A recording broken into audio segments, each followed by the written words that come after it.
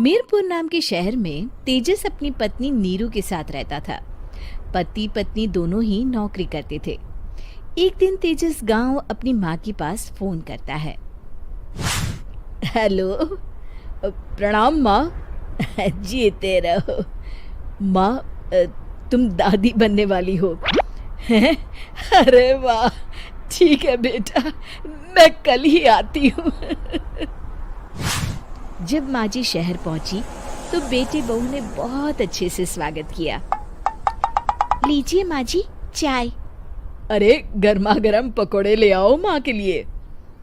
नीरू रसोई में गई और 2 मिनट में ही पकोड़े ले आई। जी ये लीजिए। बहू, जादू से बनाए हैं क्या? अभी तो रसोई में गई थी। यम्मी। माँ जी, शीला रसोई में पकोड़े तल रही है, मैं बस लेकर आई। हे भगवान, मेरा धर्म भ्रष्ट कर दिया तूने। अब तो गंगा जल से शुद्धिकरण करना होगा। दूसरे दिन, माँ जी मैंने नाश्ता बना दिया है, ऑफिस जा रही हूँ। पर अभी तो घर का सारा काम पड़ा है। शीला आती ही होगी, झाड़ू पोछा बर्तन कपड़े वो सब कर लेगी। हमारे जमाने में घर का सारा काम हम ही करते थे। जी माँ जी, आप बहुत होशियार हैं, मैं घर ऑफिस दोनों नहीं संभाल पाती। तो जरूरत क्या है घर से बाहर जाकर चाकरी करने की? वैसे भी घर का काम खुद करने से घर में बरकत आती है, समझी? पर माँ जी। पर वर कुछ नहीं, इस महीने की पगार मिले फिर ऑफिस बंद। हाँ। रात को नीरू तेजस से कहती है, सुनिए जी, माँ जी बोल रही थी कि मैं नौकरी छोड़ दूं। वैसे ठीक ही तो है, अभी तुम्हें आराम की जरूरत है। फिर भी आराम कहाँ, शीला को छुड़ाने के लिए बोल रही थी।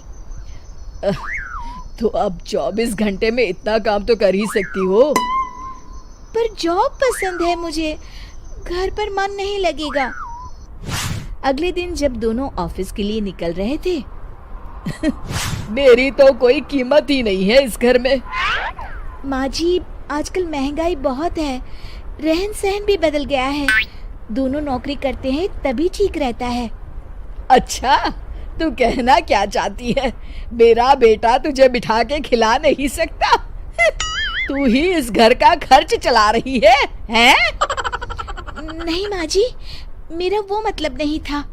मतलब खूब समझती हूँ, ये बाल धूप में सफेद नहीं किए मैंने। हाँ। अब तो ये रोज का काम हो गया था। तेजस भी रोज की झिकझिक से परेशान हो गया था। एक दिन उसने कहा, नीरू, वैसे भी तुम्हें मैटरनिटी लीव मिलने वाली है, तो अभी से ही छुट्टी ले लो। पर क्या, मेरी सैलरी अच्छी खासी है। आखिर नीरू ने रिजाइन कर दिया। जब बच्चा हुआ तो घर में सब बहुत खुश हुए। कुछ दिनों बाद तेजस फाइल देख रहा था। क्या हुआ तेजस, कुछ परेशान लग रहे हो? हाँ, वो हमारी जितनी सेविंग्स थी वो तो हॉस्पिटल में और छठी के फंक्शन में खत्म हो गई है नीरू। और अभी वैसे मंदी चल रही है तो मैं बोल रही थी कल मुन्ना को हेपेटाइटिस का टीका लगवाना है। नीरू, क्या पोस्टपोन नहीं कर सकते? नहीं जी, बिल्कुल नहीं। अब तेजस को समझ में आ रहा था कि उससे गलती हुई है। पैसों की कमी का असर घर के माहौल पर भी पड़ रहा था। अगले दिन, बेटा मेरा चश्मा और ये दवाइयाँ ले आना, पर्चा देते हुए माँ जी ने कहा। जी। तेजस, मुन्ना के लिए दूध का डिब्बा और डायपर भी ले आना, और ये किराने के सामान की लिस्ट है, इसे भी लाना है। तेजस गुस्से में लिस्ट मरोड़कर फेंकता है और चिल्लाता है, पैसे क्या पेड़ पर उगते हैं? ये ले आना, वो ले आना। अरे पर ये जरूरत का सामान ही है। वो गुस्से में बिना कुछ कहे ऑफिस चला गया। अरे लंच तो ले जाइए। नीरू दौड़कर डिब्बा पकड़ाती है। एक दिन खाना खाने के बाद, नीरू, अब तो मुन्ना कुछ बड़ा हो गया, तो अब तुम वापस ज्वाइन कर लो ना जॉब। पर इस रिसेशन में जॉब मिलना बहुत मुश्किल है। ट्राई तो करो। फिर मुन्ना?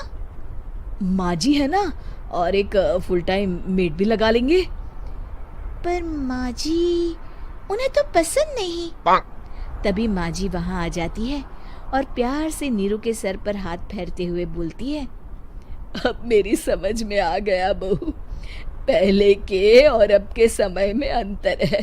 तुम काम शुरू करो, मुन्ना की जिम्मेदारी मेरी। मेरी प्यारी माँ जी। ये कहकर नीरू उनके गले लग गई। शिक्षा, परिवर्तन संसार का नियम है, हमें भी समय के साथ चलना चाहिए। उम्मीद है कि आपको हमारी ये कहानी पसंद आई होगी। कृपया हमारे चैनल को सब्सक्राइब करें और सभी अपडेट्स के लिए बेल आइकन जरूर क्लिक करें। और हाँ, वीडियो लाइक और शेयर करना मत भूलिएगा। Bye bye.